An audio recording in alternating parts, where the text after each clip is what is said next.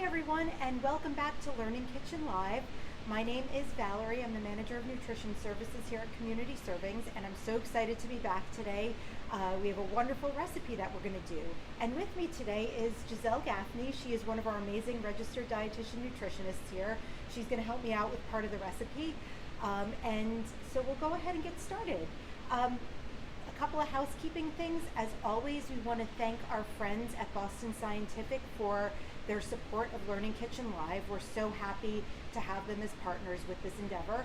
And we also want to remind anyone who's listening at any time, after today's episode is over, in the comments section on Facebook, you're going to find the recipe, a handout, an educational handout on chickpeas, and you'll see why in a moment, as well as a link to a survey for your feedback.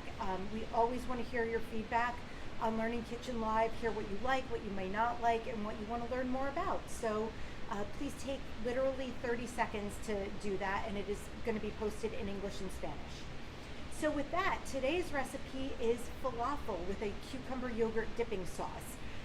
For those of you who are not familiar with what falafel is, it is traditionally thought of as a Middle Eastern dish. It's a chickpea patty, and it is usually deep fried. So we kind of made a healthier version of falafel. We're going to bake it instead of deep frying it, and it's still going to be super delicious, I promise.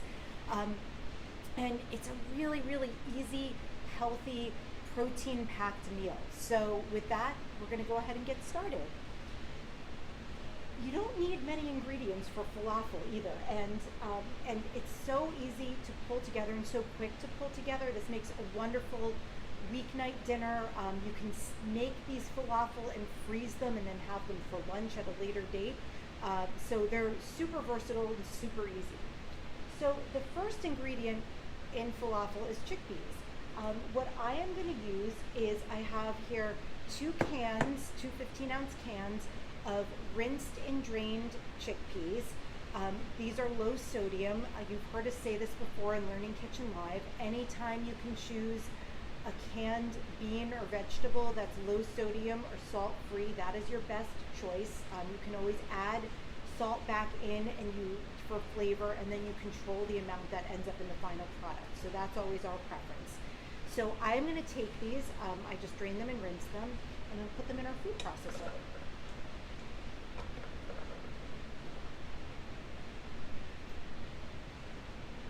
And along with the chickpeas, I am going to put, what I have here is about a half of a large red onion that's been diced. If you didn't have red onion, you could use white onion too. I have some minced garlic, and I'm going to put in what I think is the equivalent of, what's supposed to go here? 3 cloves. So I'm going to put in what I think is about the equivalent of 3 cloves of garlic. I am a lover of garlic, so I'm always down for extra garlic and things. I'm going to put in a 1/4 cup of chopped fresh parsley,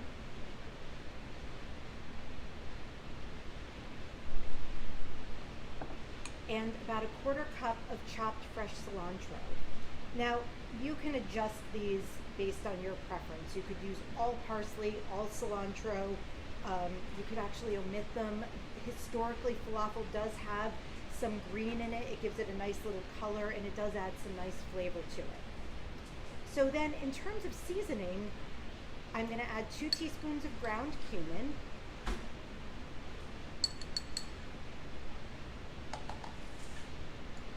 and a little bit of salt and pepper. I'm going to put in about a 1/2 teaspoon of kosher salt and a 1/4 teaspoon of black pepper.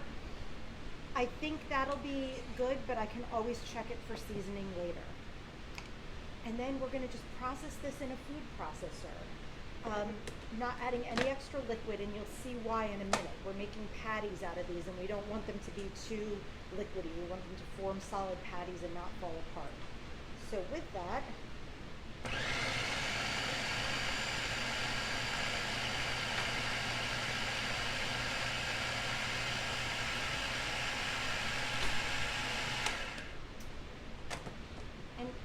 what you have to do, at least with this food processor, what we have to do is just process it for a minute, scrape it down, and then just process it for like another minute.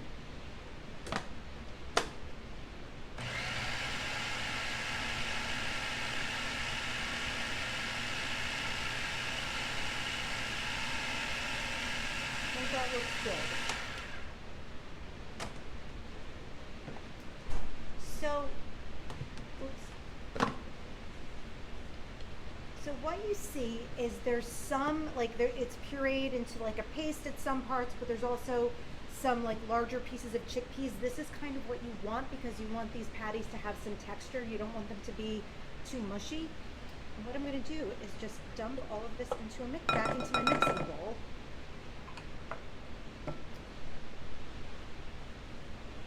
If you don't have a food processor at home, you could do this in a blender too. And if you don't have either, you can actually just mash this up by hand. If you have a potato masher and you're using canned chickpeas, you could do this really easily. If you were cooking chickpeas from scratch, you would use probably about 4 cups of cooked chickpeas. Chickpeas are great because they're like a super substantial bean, and they have like a really nice flavor, and they have so much protein and fiber in them. You know, here at Learning Kitchen Live, we're lovers of plant-based sources of protein, and that's what this is, really. So, all right, I have my falafel mixture. What I'm going to do is add a little bit of all-purpose flour. I'm going to do maybe about 1/8 of a cup, which is like roughly 2 tablespoons. I've made this before, so I know about how much this takes, but when you're doing it at home, you really just want this to come together as like a stiff dough that you could form into patties. Now, if you wanted to make this gluten-free, you have a couple of options. You could use just the 1-to-1 baking substitution gluten-free flour. You could probably use potato starch. I haven't checked that out or done it myself. You could probably do that, or use any gluten-free starch that you wanted to. What you're really looking for here is just something to bind all this together. So what you can see is we have a really nice consistency. And all I'm going to do is form these into some patties. What I find, sorry, my hand's a little wet and it is not going to go into this glove.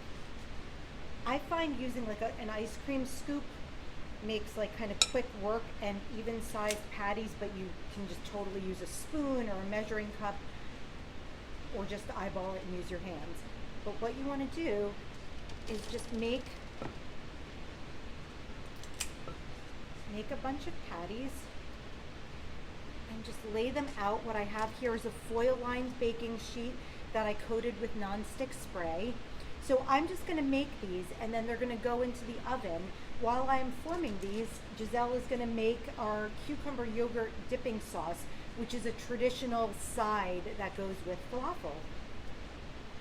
Yeah, hi. So today I'll be making the yogurt dipping sauce, and you might have seen this sauce before at Greek or Middle Eastern restaurants, and it's usually known as tzatziki sauce. So let's get started. We'll be using today about 2 cups of a Greek yogurt. We're using Faye, and this is a 2%.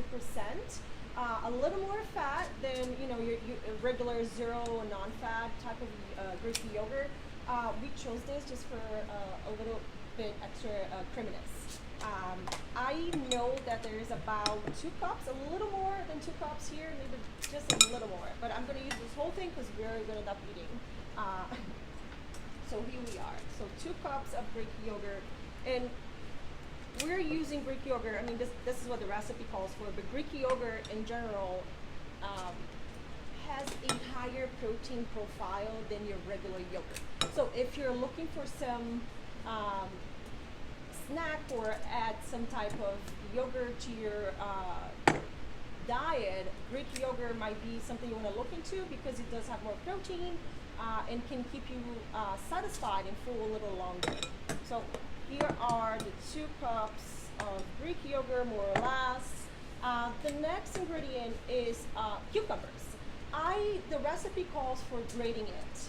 I prefer to get the seeds out of my cucumber, and I'll show you how to do that, and dice it very small. I like that better than grating it because it doesn't give off so much natural water that's in the cucumber. So, a couple ways of doing this. The recipe calls for just half a cucumber, so I already chopped half of a half here, and I have another half, so I'll use any spoon. Scoop out the seeds in an easy, quick, small dice.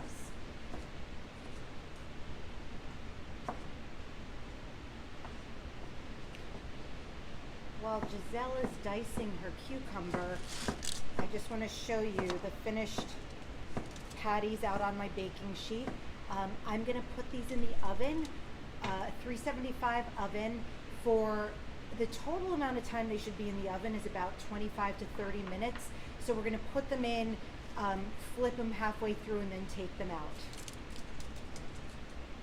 Yeah, so here it is, my half cucumber that I diced. I'm just gonna add it to the yogurt. Now I want to show you, in case, if it's chopping, dicing, it's difficult to you, if holding a knife can be, a challenge, you may want to use a grater, right? So the recipe calls for just a regular whole cucumber, and I'm using, actually, I want to show you this, some paper towel so I can remove some of the extra water. As you can see, I'm already seeing all this water dripping everywhere. I'm not going to do the whole thing, just to show you. So as you can see, there's a lot more water this way. Right? So I would encourage you to try to give it a squeeze over a sink. So I find it to be a little messy. I prefer to dice. So here we are. We have a little less watery cucumber. So it's just an option. All right, so next with so I have the yogurt, I have the cucumber, I need zest of a lemon and half squeezed lemon. I need some of the juice as well. So for the zest, here we are. I found this to be a little challenging sometimes. Val, I might need your help. Yes. Sorry. Oh, doing this? Yeah. Yeah, it can be. This is also a brand new grater, and it kind of catches a little bit. And you always want to be careful to not get your knuckles. That's important. No one wants that. Oh wow. Thank you. Oh yeah. It smells really good. I'd gladly sacrifice my knuckles for you any day. When you grate citrus, I think we're going to call that good. Okay. When you grate citrus, you want to try not to get too much of the white stuff on there. That's called the pith, and that can be a little bitter. So you want to just stick with the outer layer. This is like the sharpest microclean I've ever seen. Yeah, it is sharp. All right, so we need the juice of the half lemon. Here we are.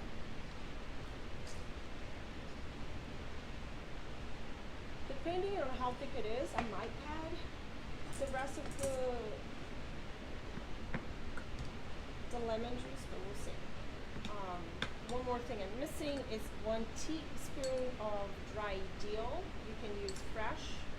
Well, this is already measured.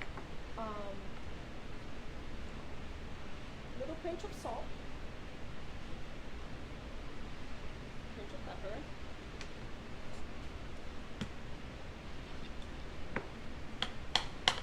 In this recipe, you can keep it in the refrigerator for 3 to 4 days, and you can also use in different ways, such as if you're making hamburgers, especially turkey burger goes really well with turkey burger. You can top off, your tacos. I like eating with roasted beets. It goes so well together. Tacos, what else should I say? Salmon. Salmon, yeah, salmon, like a roasted salmon with this on top, delicious. So, and also the longer it kind of sits there, if you can leave it in the fridge for like 15, 20 minutes before you serve it, all the flavors will marry together and it'll be very delicious. So, yeah, here we are. So we can plate this up through the magic of recording and doing some things ahead of time. We had a set of falafel that came out of the oven already, and so this is what they look like when they're cooked. They have a nice little, they're nicely browned. Like I said at the beginning, falafel is traditionally deep fried, and don't get me wrong, that's super delicious, but this is a somewhat healthier version of falafel and a super easy way to do this during the weeknight.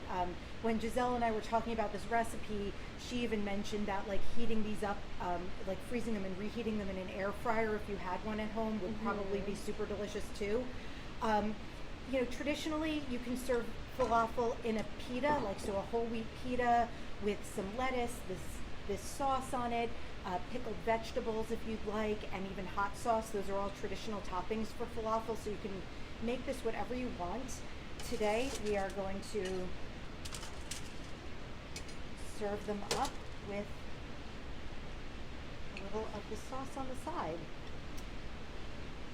And I want to give a shout out. We have a wonderful nutrition intern here right now. Her name's Maggie Carlisle, and she did so much help behind the scenes with this, so we just want to thank her for her help today. And I hope that you all give this a try and enjoy it. So again, falafel with cucumber yogurt dipping sauce, and if you do try it, we'd love to hear what you think in the comments.